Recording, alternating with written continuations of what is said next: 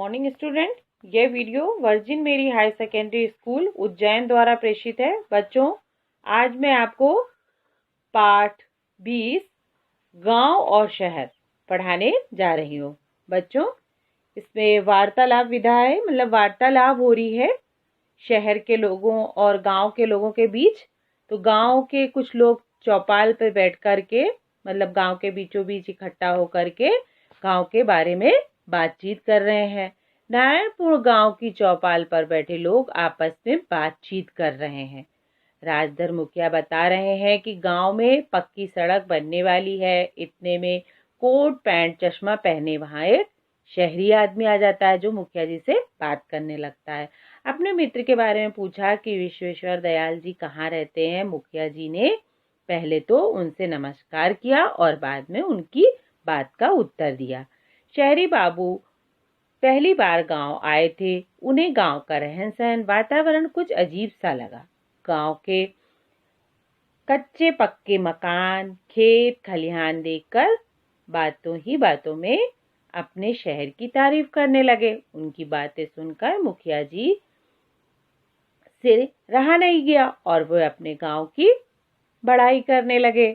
गांव और शहर दोनों अपना अपना ही महत्व रखते हैं।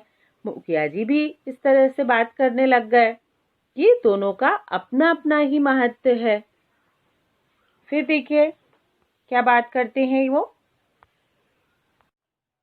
शहरी बाबू पसीना पोंछते हुए बोले, गांव में बिजली की व्यवस्था तक नहीं है। मैं अंधेरे में इतनी परेशानी से आया हूँ, परेशान होकर पैदल यहाँ आया हूँ। हमारा शहर तो बिजली के प्रकाश से जगमगा रहा है। वो शहर और गांव की तुलना करने लगे। देखिए, गांव में कहीं कहीं बिजली टिमटिमाती दिखाई दे रही है। ऐसे में लोग रास्ता ही भटक जाते हैं। मेरा तो गर्मी के मारे बुरा हाल हो गया। मुखिया जी बोले, बाबूजी, लगता है आप बहुत दिनों से गांव में नहीं आए हैं। अब तो हर गांव में बिजली पहुंच गई है, लेकिन बिजली उत्पादन में कमी एवं हमारे आपके द्वारा बिजली का दुरुपयोग करने के कारण हर समय हमारे गांव की बिजली कटौती होती रहती है, कटौती का रहता है। इसलिए आपको ये परेशानी हो रही होगी। गांव के लोग खेती के काम में बिजली का उपयोग भी करने लग गए हैं, इससे भरपूर फसल उगे। शहरी बाबू, ये दोनों के बीच में क्या चल रहा है? वार्तालाप चल रहा है।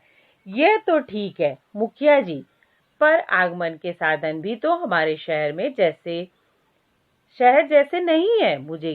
मुझे ही देखिए, बस ने गांव में 5 किलोमीटर दूर छोड़ दिया। वहां से पैदल आ रहा हूँ। वहां से आने के लिए कोई व्यवस्था आपके गांव में नहीं है। मुखिया जी फिर उनको समझाते हुए बात करते हैं। हाँ बाबूजी, आपकी बात मैं मानता हूँ, पर प्रत्येक गांव की पक्की सड़क जोड़ने का काम बड़ी तेजी से चल रहा है। गांव में पीने का पानी उपलब्ध कराने के लिए टंकी का निर्माण और गांव को स्वच्छ रखने के लिए नालियां बनाई जा रही हैं। शहरी बाबू, तो क्या हमारे शहर की तरह गांव में बच्चों की शिक्षा और स्वास्थ्य के लिए विद्यालय, चिकित्सालय सुविधा उपलब्ध है? वो उनसे एक एक करके वार्तालाप करते हुए चीजों के बारे में पूछ रहे हैं। हाँ शहरी बाबू, गांव में कुछ वर्षों पूर्व ये सुविधाएं नहीं थी। अब प्रत्येक गांव में शिक्षा, स्वास्थ्य की सुविधाएं हैं। आंगनवाड़ी केंद्र, शिक्षा घर, प्राथमिक माध्यमिक विद्यालय और कुछ गांव में तो उच्चतर माध्यमिक विद्यालय भी है। हमारे गांव के लड़के लड़कियां केवल उच्च शिक्षा के लिए ही शहर जाते हैं। इसके अलावा गांव में प्राथमिक उप स्वास्थ्य केंद्र में अच्छे चिकित्सक और दवाइयों की भी सुविधा हो गई है। सरकार की ओर से योजनाओं का लाभ भी ग्रामीण वासियों को मिल रहा है। शहरी बाबू, लेकिन मुखिया जी, क्या कहते हैं फिर शहरी बाबू? लेकिन मुखिया जी, इस प्रकार हमारे शहर में दूर संचार के नए नए साधन उपलब्ध हैं, जिसमें तुरंत ही सैकड़ों मील बैठे व्यक्ति से बात की जा सकती है। वैसे क्या आपके यहाँ भी है?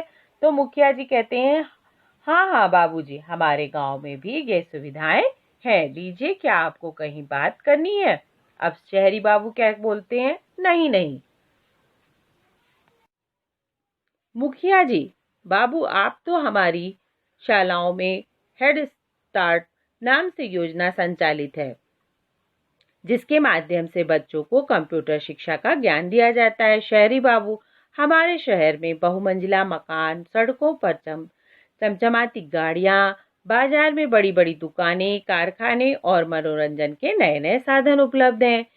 ये सब गांव में कहाँ देखने को मिलते हैं? मुखिया जी शहरी बाबू से फिर कहते हैं कि शहर और मन को स्वस्थ रखने के लिए, शरीर और मन को, वो मुखिया जी उत्तर देते हैं कि शरीर और मन को स्वस्थ रखने के लिए स्वच्छ हवा, पानी, सूरज का प्रकाश, पौष्टिक आहार, है ना, ये सब जरूरी है। आपके शहर में बहुमंजिला इमारतों में रहने वाले लोगों को कई कई दिन तक सूरज का प्रकाश देखने को भी नहीं मिलता है, जो कि गांव वाले तो ऐसे खुले वातावरण में घूमते रहते हैं।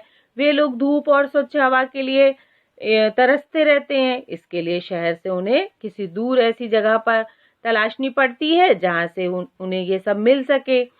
आपकी चमचमाती गाड़ियां और कारखानों में फैलता प्रदूषण शहर के लोगों में कई प्रकार की बीमारियां फैला देता है। हमारे गांव में स्वच्छ हवा और पर्याप्त प्रकाश है, ताजी साग सब्जियां हैं, हरे भरे मैदान हैं। भला ये सुख और आनंद आप शहरवासियों को कहाँ वो उनको बोलते हैं? वो अपने गांव की तारीफ कर रहे हैं। तो शहरी बाबू अपने बिल्कुल ठीक कहा, मुखिया जी मुझे भी गांव का महत्व अब समझ में आया, लेकिन गांव के निवासियों की तुलना में शहर में आबादी अधिक है। जनसंख्या अधिक होने के कारण ही आवास, शिक्षा, स्वास्थ्य की समस्याएं उपलब्ध हो रही हैं। फिर देखिए वो क्या बोलते हैं। मुखिया जी बिल्कुल बाबूजी, जनसंख्या वृद्धि के कारण ही हम लोगों को अनेक समस्याओं का सामना करना पड़ता है। इसके बावजूद भी गांव के लोग रात दिन खेती बाड़ी करके शहरवासियों को अनाज, सब्जी, दूध, घी आदि चीजें आसानी से उपलब्ध कराते हैं।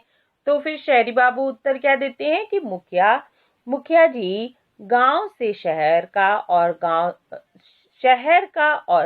शहर से गांव का विकास होता है। यदि शहर के लोगों को गांव से भोजन सामग्री प्राप्त होती है, तो यह भी सही है कि गांव के लोगों को कपड़ा, दवाई, कृषि उपकरण, लोहा, चीनी, मसाले, उर्वरक आदि सामान शहर से ही प्राप्त होते हैं। अब गांव और शहर दोनों के जीवन की आवश्यक सुविधाएं बढ़ती जा रही हैं। गांव और शहर के निवासी एक दूसरे पर निर्भर हैं। गांव और शहर के खुशहाल होने से ही हमारा देश प्रगति करता है। चलिए हम सब मिलकर देश को समृद्ध बनाएं। आप सबसे मिलकर और चर्चा कर मुझे बहुत अच्छा लगा। शहरी बाबू बोले, बहुत देर हो गई, अब मैं चलता हूँ। मुखिया जी, हाँ भाई रामदयाल, आपको विश्वेश्वर जी के यहाँ भेज दो। अच्छा भाई, नमस्कार। गांव वालों का अभिनंदन स्वीकार करके शहरी बाबू अपने मित्र से मिलने के लिए चले गए। बच्चों, इस पाठ में आपने गांव और शहर के बारे में पढ़ा। इनका अपना अपना महत्व है। बच्चों, इस पाठ से हमें ये संदेश मिलता है कि गांव और शहर दोनों का ही महत्व है।